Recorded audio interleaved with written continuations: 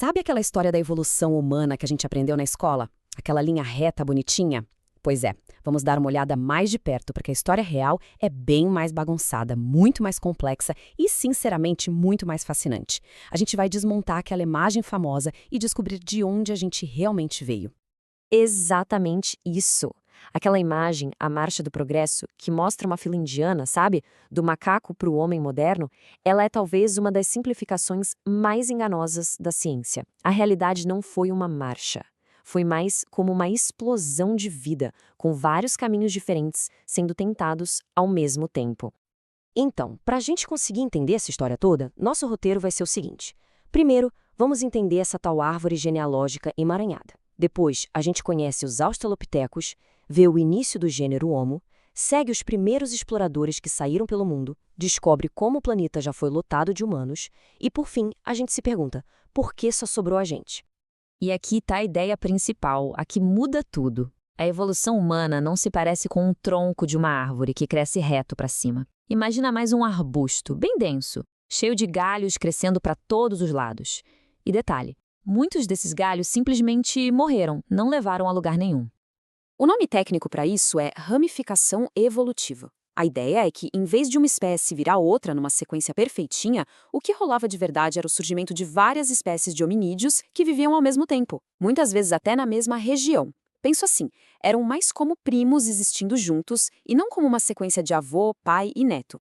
Ok, então vamos lá para a base desse nosso arbusto. Bem antes de existir qualquer humano do nosso gênero, o gênero Homo, existia um grupo super diverso chamado Australopithecus. Foram eles que, de certa forma, prepararam o terreno para tudo que veio depois.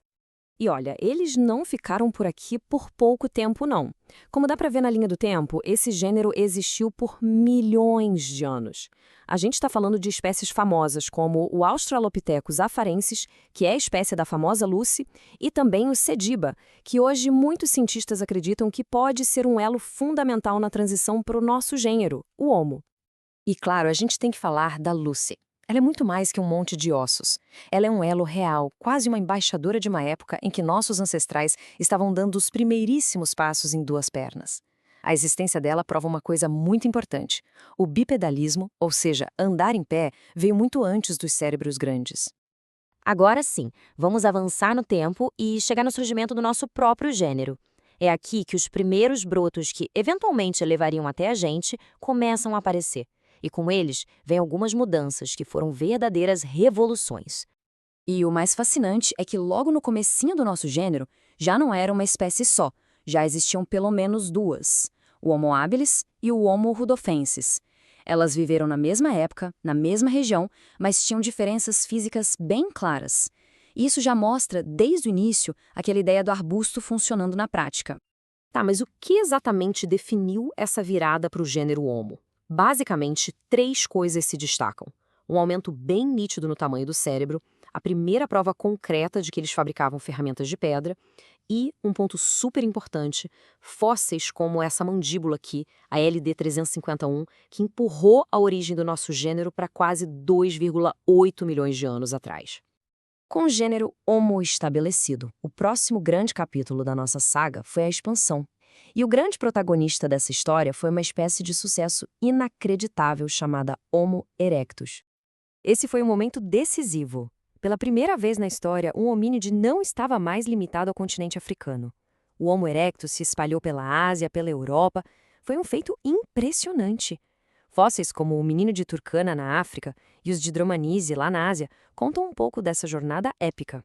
E como eles conseguiram isso? Bem, eles tinham a combinação perfeita. Evoluíram na África, mas tinham corpos e cérebros que permitiram que eles se adaptassem a ambientes totalmente novos. E o mais importante, eles desenvolveram novos comportamentos, como o uso do fogo e táticas de caça muito mais eficientes.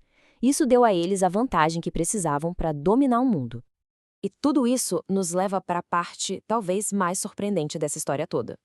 Se a gente pudesse voltar no tempo, e nem precisa ser tanto tempo assim em termos evolutivos, digamos, uns 100 mil anos atrás, o mundo não teria só um tipo de humano, teria vários. Dá uma olhada nessa tabela. É impressionante, né? Na Europa e na Ásia, a gente tinha os neandertais e os misteriosos denisovanos. Lá na África ainda existia o Homo naledi, com seu cérebro pequeno. Na Indonésia viviam os pequeninos Homo floresiensis, que foram apelidados de hobbits. E, ao mesmo tempo, a nossa própria espécie, o Homo sapiens, estava só começando sua jornada. Lá na África, o planeta era um verdadeiro mosaico de diferentes tipos de humanidade. O que nos traz ao capítulo final, e talvez o mais misterioso de todos. De toda essa diversidade incrível, de todos aqueles galhos do arbusto humano, apenas um sobreviveu até hoje: o nosso. E a nossa espécie é bem mais antiga do que a gente pensava. Fósseis achados no Marrocos mostraram que o Homo sapiens já existia há 315 mil anos. Isso quer dizer que, enquanto neandertais, denisovanos e outros ainda dominavam o mundo, nós já estávamos aqui, evoluindo na África. Mas foi só bem mais tarde, ali entre 70 e 50 mil anos atrás, que grupos de Homo sapiens começaram a grande expansão para fora da África, uma jornada que, no fim das contas, levaria a nossa espécie a todos os cantos do planeta, onde encontramos e, por fim, substituímos todas as outras populações humanas. E isso nos deixa com a pergunta final, a mais provocadora de todas. Por milhões de anos, o normal era a diversidade, um mundo com muitos tipos de humanos. Hoje só existe um. O que foi que aconteceu? Foi competição? Mudança climática? A gente se misturou com eles? Ou foi outra coisa? Essa é a grande questão que ainda pulsa no coração da nossa história tão emaranhada.